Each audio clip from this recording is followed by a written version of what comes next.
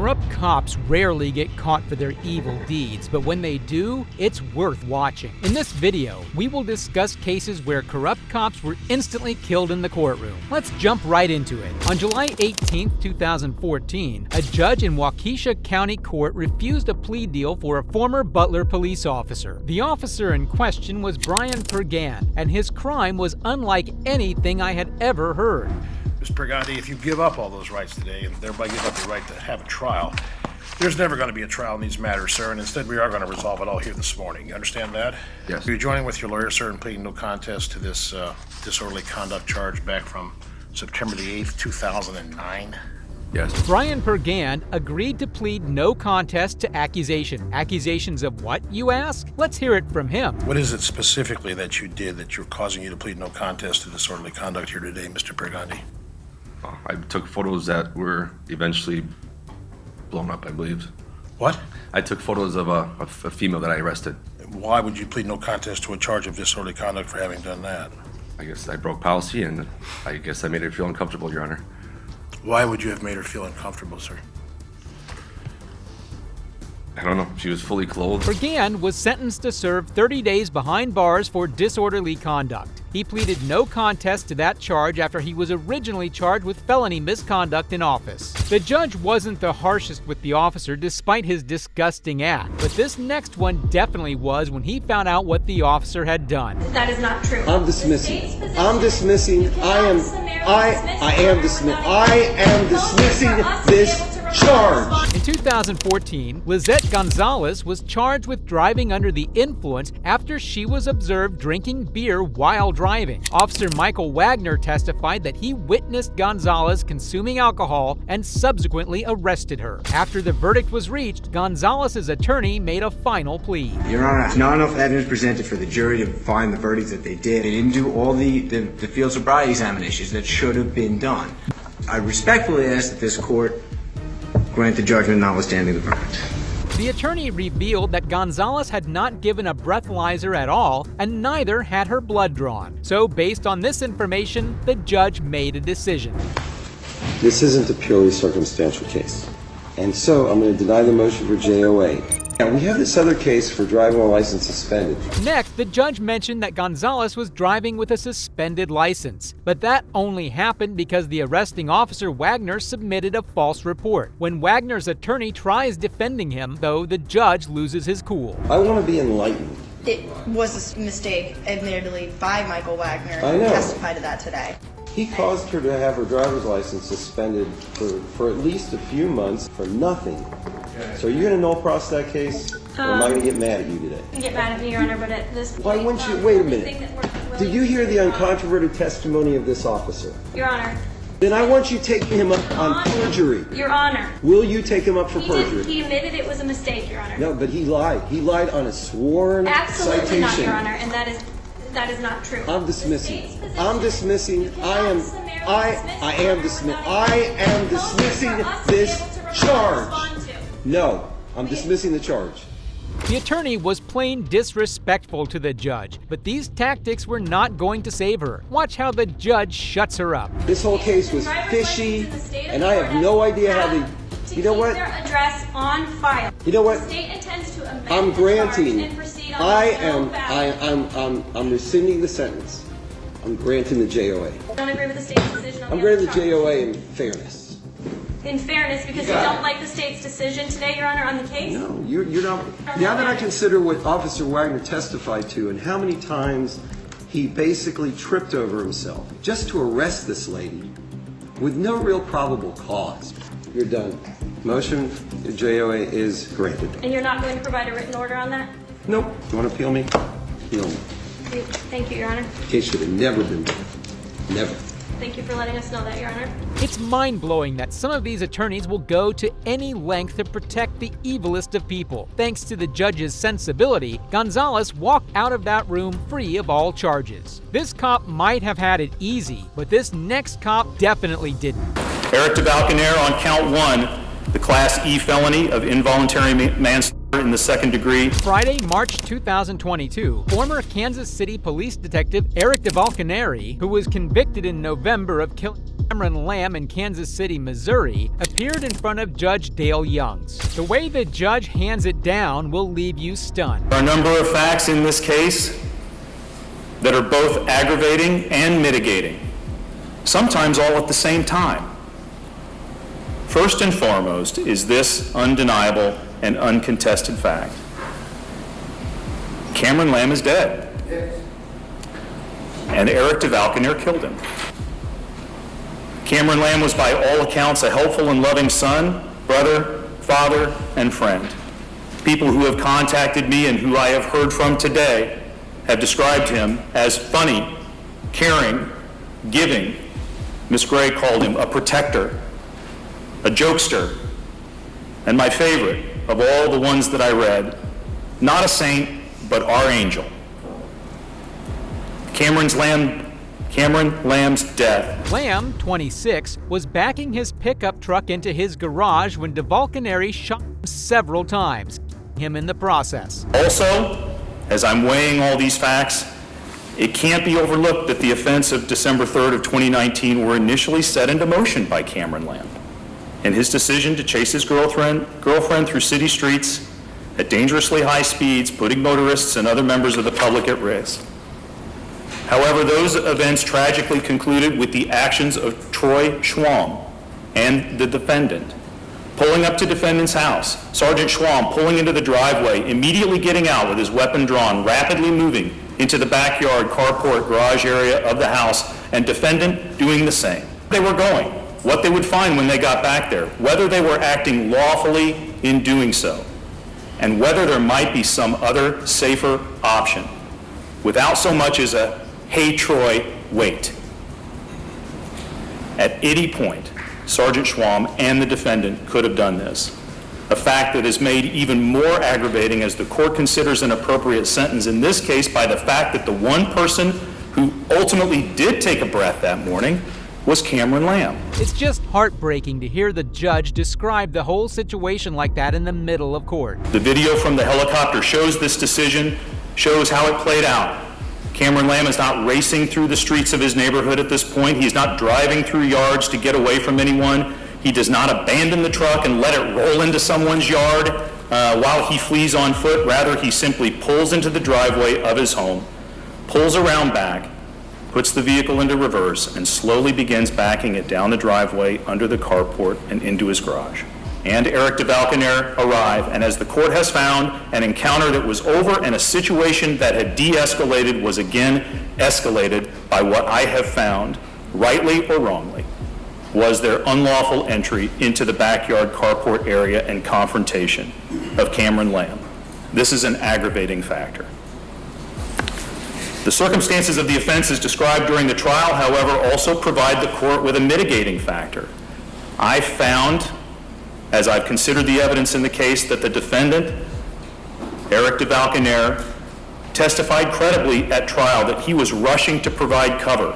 DeValconaire claimed that Lamb was armed, but the prosecutors suspect that the firearm discovered near him was deliberately placed there. Although not in the court's view, again, rightly or wrongly, negating his obligation to act with reasonable care, as the court found he has failed to do, his natural reaction to protect his partner is a factor for me to also consider. And let's also be clear, and it is hard to accept this distinction. I know that. Murder and involuntary manslaughter arising from criminal negligence are two different things.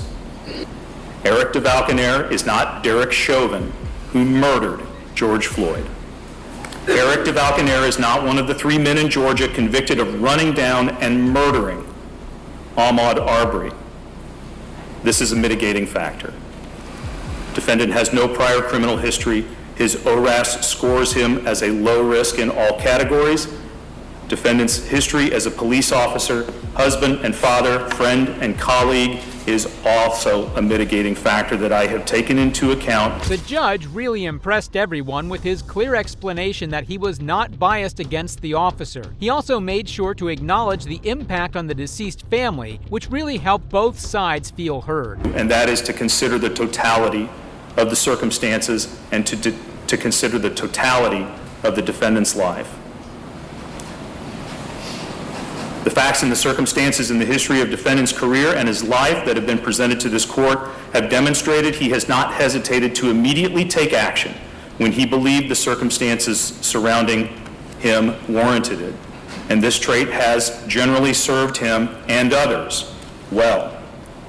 It also failed him, as it did on December 3rd of 2019. All of which, however, an evaluation of the impact of the defendant's crime on Cameron Lamb and his family. Cameron Lamb is dead. Eric DeValconaire killed him. And the court has found that that happened because the defendant acted without considering or being aware of the substantial and unjustifiable risks associated with his conduct. I ask counsel if there's any legal reason or cause having been shown why sentence and judgment of the court should not now be pronounced. None from the state, Your Honor. No, sir.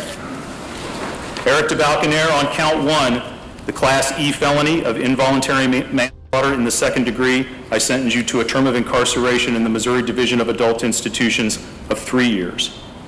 On the unclassified felony of armed criminal action, I sentence you to a term of incarceration of 6 years in the Missouri Department of Corrections.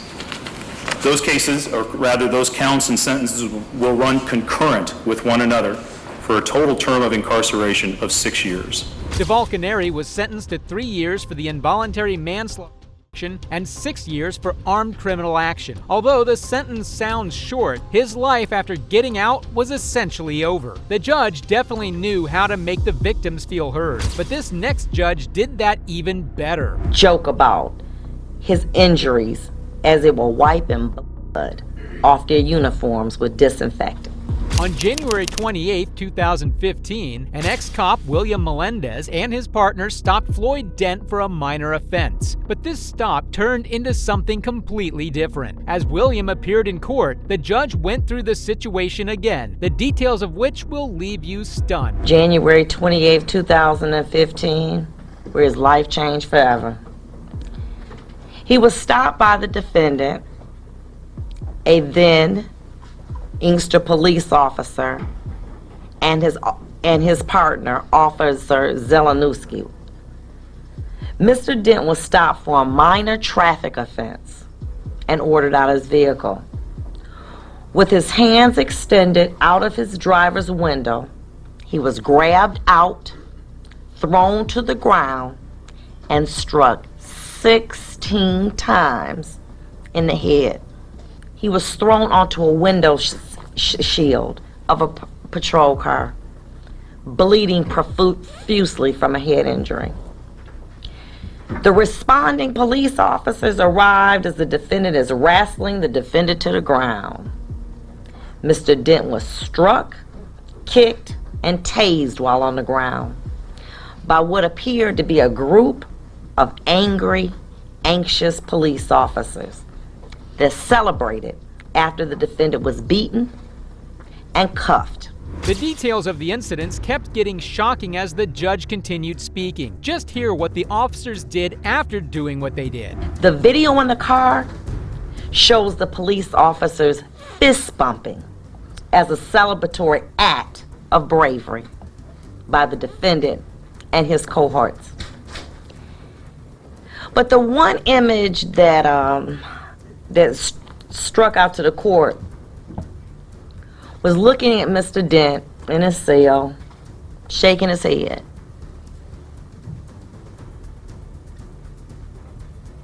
In disbelief of what had occurred to him. What crime did I commit?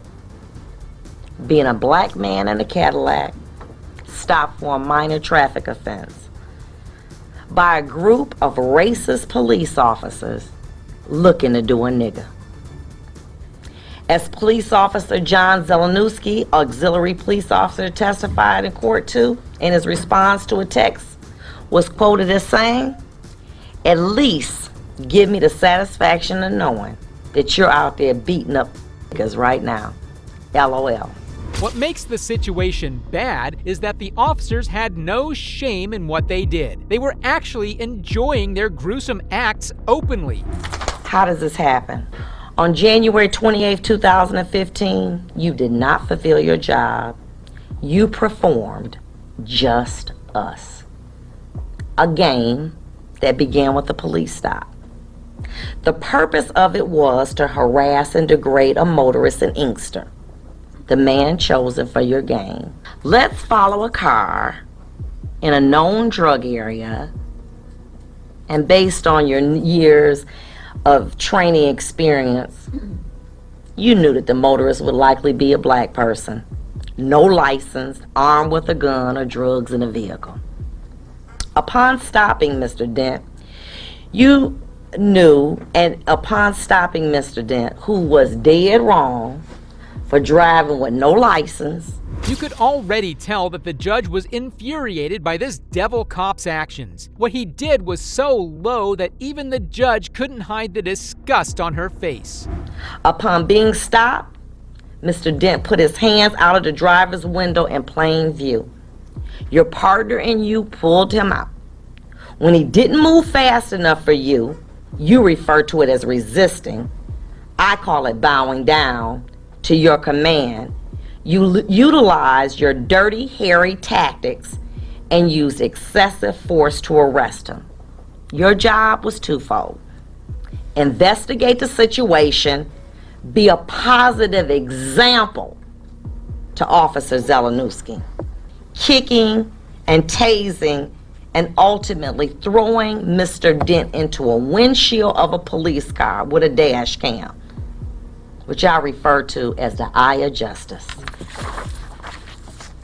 You were so into your bravado that you forgot the eye of justice was watching you and recording this disgusting beating, seeing Mr. Dent slammed into the window shield with blood running down his face. This was also a hate crime because of the text messages exchanged. The officers were openly delighted in the most sadistic way at the black man's suffering.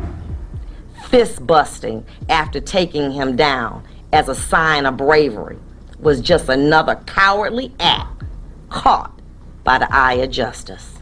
You knew better. You were better trained than any of those officers out there. You were more experienced. Took me several days to read the letters that people sent talking about your character, about the man that you are.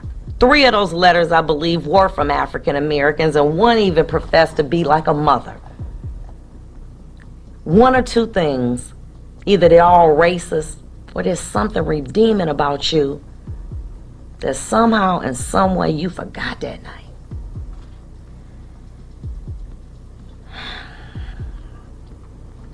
The way you denigrated that man was awful. Who would know and who would care about a lone black man being assaulted by upstanding police officers? Boy, were you wrong. We need more judges like her in our country today. She fearlessly stated the obvious and courageously addressed all the issues that everyone else was avoiding. At the station, the other eye of justice captured you and your posse making fun of Mr. Dent, mimicking him struggling while you all wiped the blood off your uniforms with disinfectant while he watched. Such an awesome, caring, properly trained police officer. You led your fellow officers down a path of cowardly behavior. But today you will pay for it. There's an old saying, it ain't no fun when the rabbit's got the gun. It's equally applicable when he has the video. The eye of justice in this case. You betrayed your city. You caused your lovely wife heartache. And you caused Mr. Dent severe anguish.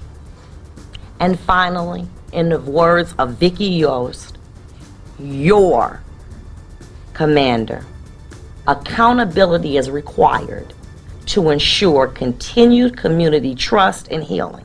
Following a long verbal lashing, the judge ultimately handed down a punishment to Melendez, and his response is truly worth watching. But only you and God can change your character. I've had an opportunity to listen to both sides. And I had to say this because I didn't say this during the trial. But it was my privilege to be able to oversee this trial. because I had great lawyers, and great lawyers make jobs real easy. I am going to commit you to the Michigan Department of Corrections. However, after weighing the allegations in this particular matter and looking at all the circumstances, including what you've done and who the person I really believe that you are, I'm going to commit you to the Michigan Department of Corrections as to count 1 for no less than 13 months, no more than 10 years.